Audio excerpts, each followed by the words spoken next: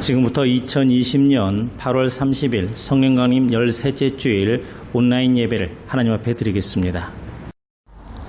다 함께 사도신경으로 신앙 고백드립니다. 나는 전능하신 아버지 하나님 천지의 창조주를 믿습니다. 나는 그의 유일하신 아들 우리 주 예수 그리스도를 믿습니다.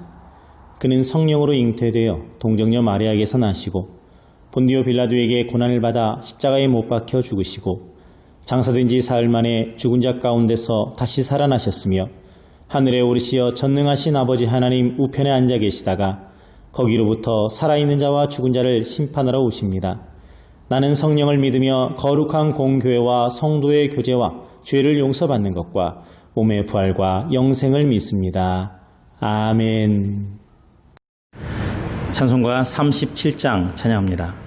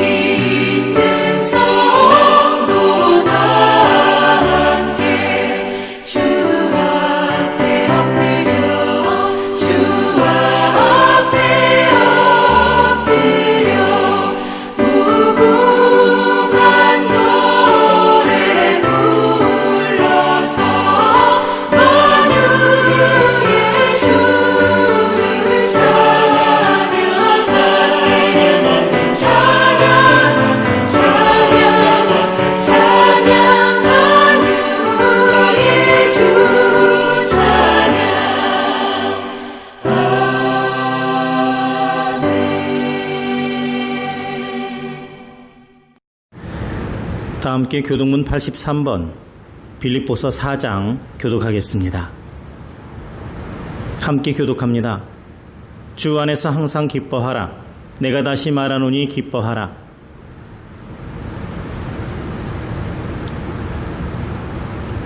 아무것도 염려하지 말고 다만 모든 일에 기도와 간구로 그리하면 모든 지각에 뛰어난 하나님의 평강이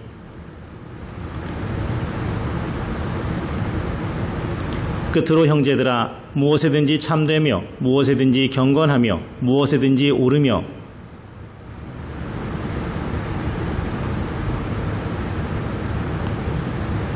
무슨 덕이 있든지 무슨 기림이 있든지 이것들을 생각하라.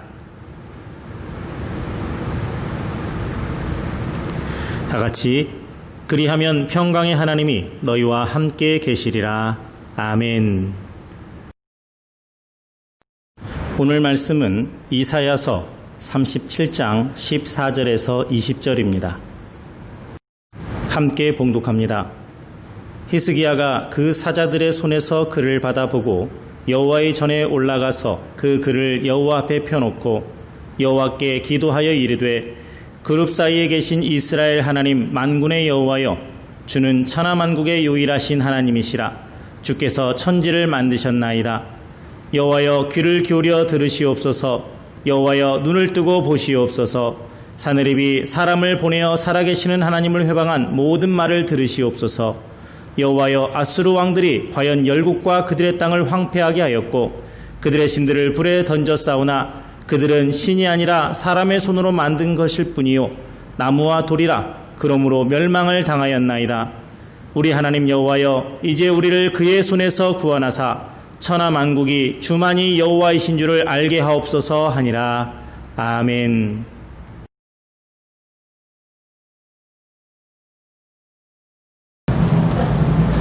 오늘 본문을 가지고 시험 앞에서라는 제목의 말씀을 이 시간 함께 나누겠습니다. 현대를 살아가는 우리의 가장 큰 문제 하나를 꼽으라면 아마도 자신의 한계를 잘 알지 못하는 사람들이 너무나 많다는 겁니다. 하나님 없이 잘 살 수 있다고 생각을 해요. 어떤 일이든지 무슨 일이든지 자기 힘으로 다 할 수 있다고 생각을 합니다. 하지만 그러다가 인생의 풍랑을 만나고 삶의 위기를 만나면 아무것도 할 수 없는 자신의 모습을 보면서 절망하고 좌절하고 낙담하고 나아가서는 하나님이 자신을 버렸다는 절망적인 생각에 빠지게 됩니다. 그러나 삶의 위기는 우리의 한계를 깨닫게 하시려는 하나님의 뜻에서 비록되는 것입니다. 동시에 낙심하지 말고 새로운 길을 찾으라는 하나님의 명령이기도 합니다. 하나님께서는 우리가 고난당하고 시험당하고 불행한 것을 원치 아니하시는 분이에요. 우리는 본래 복받고 살도록 창조되었습니다. 복받으라고 하나님께서 많은 은혜를 내려주십니다. 그런데 종종 우리가 그 한계, 내 자신의 한계를 무시하고 내가 마치 하나님인 양, 세상의 주인인 마냥 내 인생 내 것인 양 그렇게 살아갈 때 하나님께서는 그게 아니지라고 하시면서 깨달을 수 있는 시험을 주십니다. 우리가 한계에 부딪힌 순간, 어려움에 부딪힌 그 순간은 하나님이 나를 버린 순간이 아니라 도리어 하나님이 나를 찾아오신 순간이라는 사실을 알아야 됩니다. 저는 이 코로나 상황도 그런 과정 중 하나가 아닐까 이렇게 생각을 해봅니다. 이 코로나 시험을 통해서 한국교회가 얼마나 믿음으로 잘 무장되어 있는지, 한국교회 성도들이 얼마나 믿음으로 바로 서 있는지, 각 지역에 있는 교인들이 얼마나 믿음의 바탕 위에 서 있는지 시험해보는 것이라 그렇게 여겨집니다. 우리 한국교회는 전 세계에서 가장 빨리 성장한 교회예요. 그렇게 커진 만큼 한국교회가 아직까지 튼튼한가, 건강하게 성장을 했는지, 그리고 어려움을 이겨낼 능력이 있는가를 시험하는 과정이다 하는 생각을 합니다. 그리고 우리 가온교회는 그럼 건강한 신앙 고백의 반석 위에 서 있는 교회인지도 한번 돌아보는 시기라 생각이 듭니다. 성경을 보고 역사를 보면 하나님은 늘 이렇게 어려움을 통해 믿음의 사람들을 테스트해 보셨습니다. 아브라함이 그랬고 모세도 그랬고 다윗도 그랬습니다. 사실 따져보면 다 그랬어요. 그래서 어려움이 위기이기도 하지만 동시에 기회이기도 하고 성장과 복받는 기회이기도 합니다. 오늘 본문의 사건도 마찬가지예요. 오늘 본문에 등장하는 히스기야 왕은 지금으로부터 약 2700여 년 전에 29년간 남유다 왕국을 다스린 왕이었습니다. 그가 왕이 된 지 6년째에 북쪽에 있는 이스라엘 왕국이 아수르에 의해서 멸망을 당합니다. 히스기야가 살았던 당시에 이 중동 지방은 아수르가 세계를 지배하려고 남쪽으로 침략을 하던 시기였어요. 그런데 히스기야가 왕이 된 지 14년에 그 북왕국 이스라엘을 무너뜨린 아수르의 왕 사네립이 남유다를 침공해서 유다의 여러 성들을 점령합니다. 히스기야는 이 상황에서 사네립 왕에게 사람을 보내서 화친을 청하고 요구하는 것은 다 무엇이든지 주겠다 이렇게 말하죠. 그때 아수르는 히스기야에게 은 300달란트와 금 30달란트를 요구를 합니다. 이건 엄청난 금액이에요. 히스기야가 궁전과 성전에 있는 모든 은을 다 모아서 주었고 심지어는 금이 부족해서 성전에 있는 그 문과 기둥에 있는 금까지, 그 금박까지 다 벗겨가지고 줄 정도였습니다. 하지만 사네립 왕은 이것을 받고는 잠깐 물러갔지만 2년 후에 자신의 부하인 랍사게를 시켜서 다시 쳐들어오게 됩니다. 여러분, 만약 이런 상황을 우리가 만났다면 어떻게 해야 될까요? 자녀 문제나 직장 문제, 또 개인의 운명이 결정되는 중요한 문제 앞에서 우리는 어떻게 해야 될까요? 지금 우리는 코로나19라고 하는 큰 어려움을 만났습니다. 질병으로 인해 경제활동이 어려워서 많은 중소기업이나 상인들이 어려움을 겪습니다. 이게 3단계로 격상이 되면 아무것도 못해요. 온 나라가 마비 지경에 이릅니다. 많은 사람들이 실직하게 될 것이고 경제활동이 어려워서 심지어 안 좋은 그러한 판단까지 하게 될 수도 있습니다.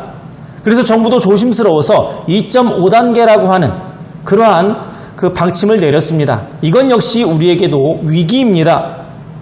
이런 상황 속에서 당연히 교회도 어려움을 겪지요.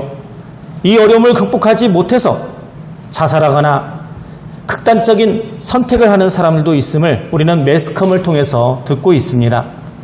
얼마나 어려우면 그렇게까지 할까요?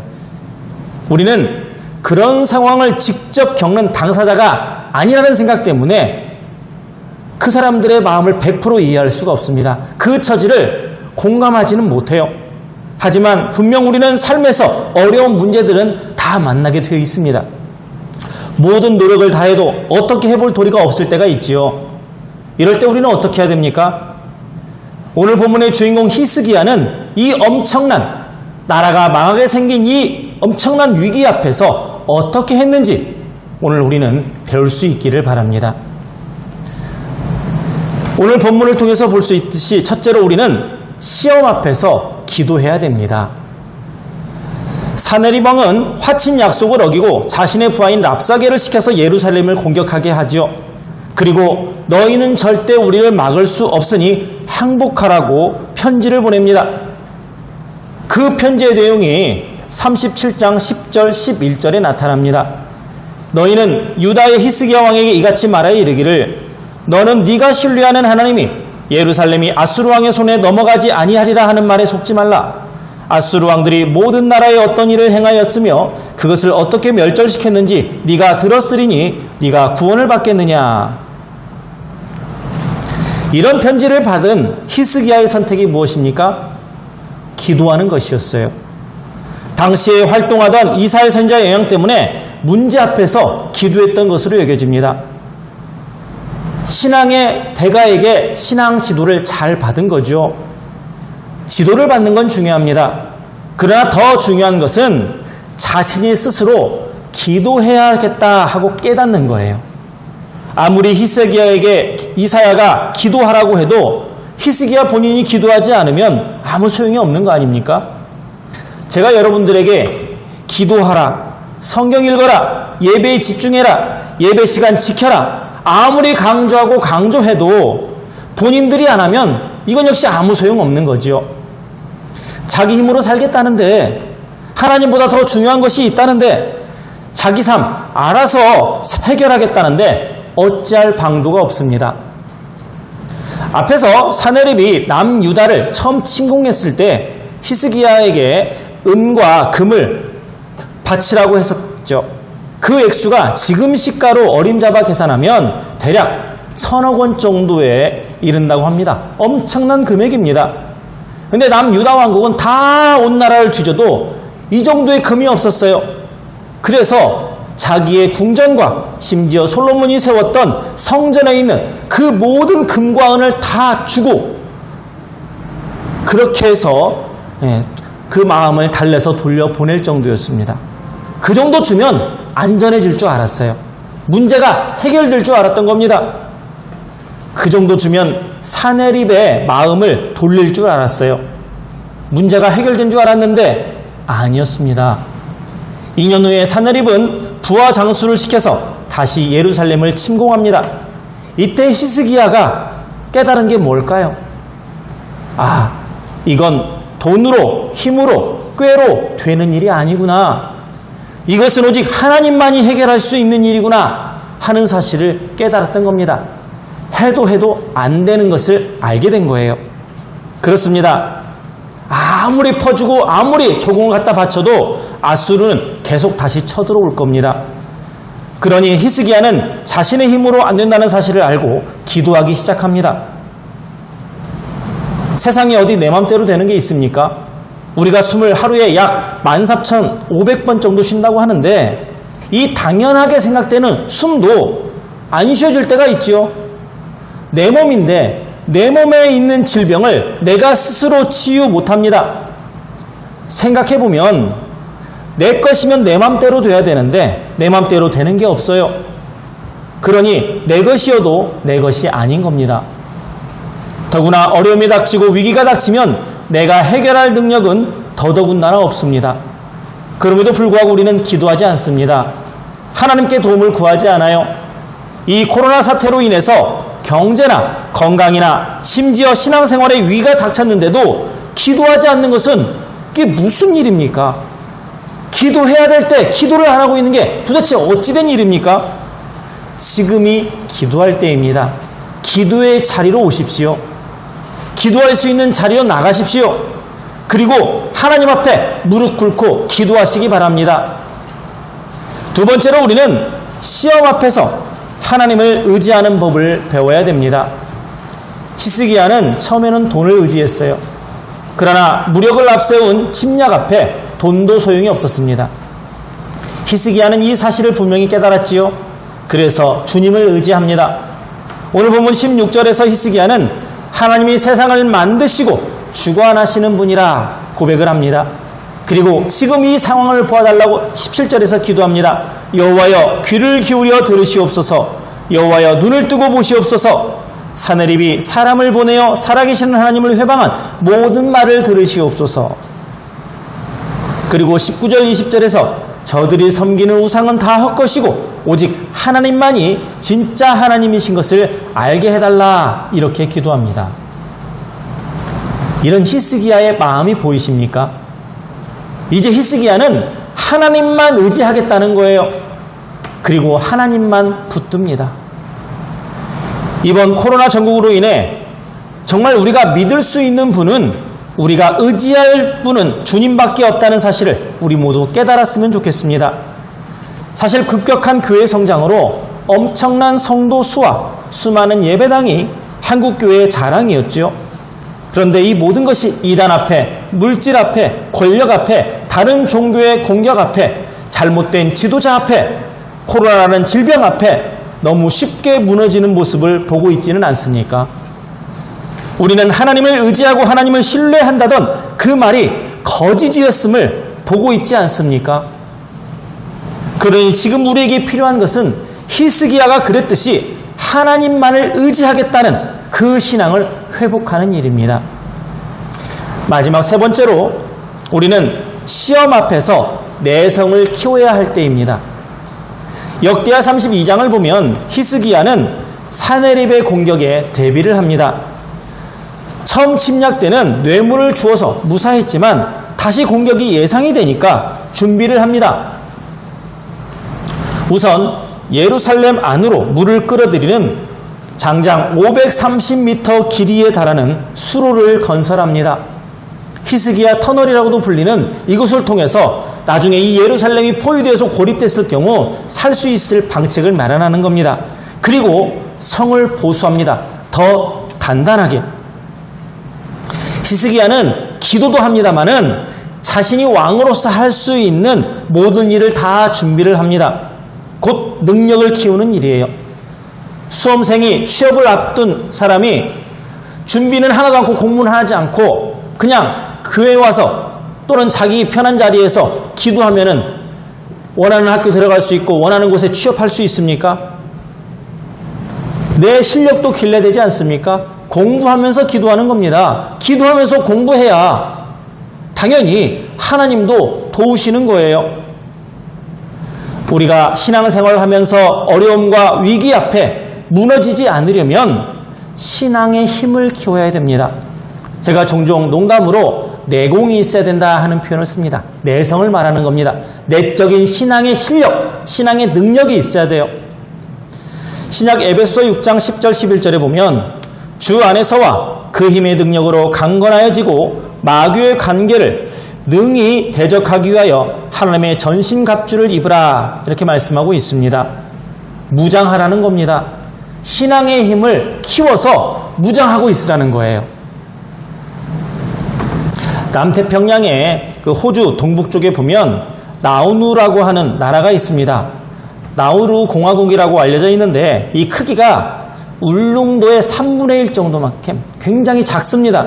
인구도 약 11,000명 정도밖에 되지 않아요. 작은 섬나라입니다. 걸어서 4시간이면 섬을 다 둘러볼 수 있을 정도라고 해요. 아주 작은 나라인데 철새 도래지기도 한 이 섬은 강수량이 적어서 늘 가뭄이 들었고 그래서 부지런히 일을 해야만 겨우 먹고 살 수 있는 그런 척박한 환경이었습니다.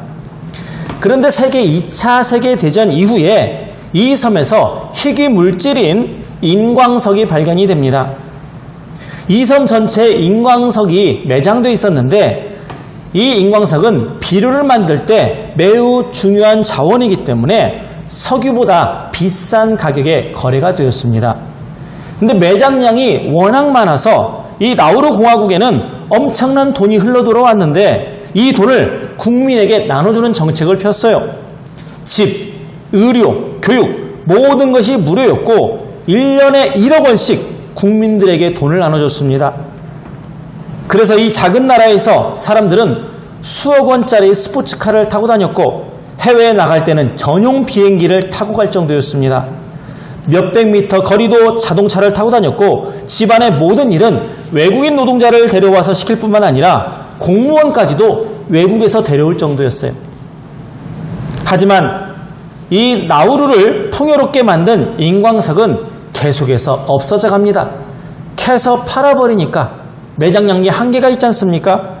그럼에도 사람들은 소비를 줄이지 않았고 나라에서도 대책을 세우지 않았는데 결국 2003년에 인광석이 모두 고갈이 되었고 사람들은 기름값이 없어서 차를 거리에 버릴 정도로 빈곤해지기 시작을 했습니다. 풍부한 자원으로 세계 최고의 부국이었던 나우루 공화국은 이제 세계 최빈국이 되었습니다. 이처럼 우리도 세상의 즐거움과 안락함에 빠져 신앙을 점점 소홀히 하고 미래를 대비하지 않는다면 진짜 중요한 것을 잃게 되고 말 것입니다. 하나님을 알고 신앙을 끝까지 지키는 것이 진정한 축복임을 명심하시기 바랍니다. 그러니 시험과 문제 앞에서 기도하고 하나님만을 의지하고 신앙적인 힘, 곧 내성을 키우시기 바랍니다. 저는 우리 가온교회 교인들의 신앙의 내성이 있는지 믿음 상태를 한번 점검해 보고 싶어요. 지금 온라인 예배를 드리고 있는데 오늘 이 예배를 제대로 들었는지 확인해 보고 싶습니다. 제 이 설교를 들으신 분은 이번 주 중에 제게 개인 메시지로 기도하겠습니다 하고 문자나 카톡을 보내면 예배 출석으로 인정하겠습니다. 여러분 부탁드립니다. 스킵해서 넘기지 마시고 제대로 예배를 드리시기 바랍니다. 이 어려운 코로나 시대 우리 모두 신앙인답게 살아서 복받는 그릇 준비하는 성도들 되시길 주님의 이름으로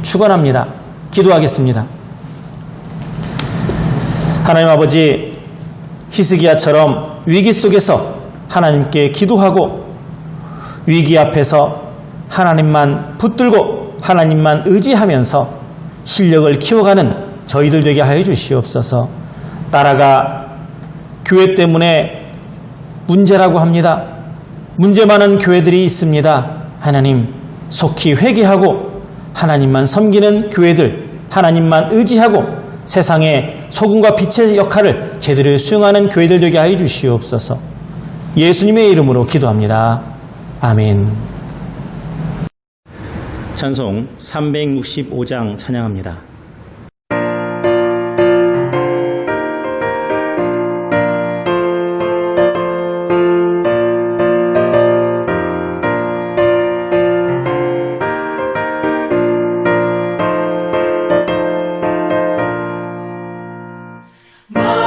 마음속에 근심 있는 사람 주 예수 앞에 나아가라. 슬픈 마음 있을 때에라도 주 예수께 아뢰라. 주 예수 앞에 나아가라. 주 우리의 친구니 무엇이나 근심하지 말고 주 예수께 아뢰라. 눈물 나며 기쁜 한숨 쉴 때 주 예수 앞에 아뢰라. 은밀한 죄 내게 있더라도 주 예수께 아뢰라. 주 예수 앞에 아뢰라. 주 우리의 친구니 무엇이나 근심하지 말고 주 예수께 아뢰라.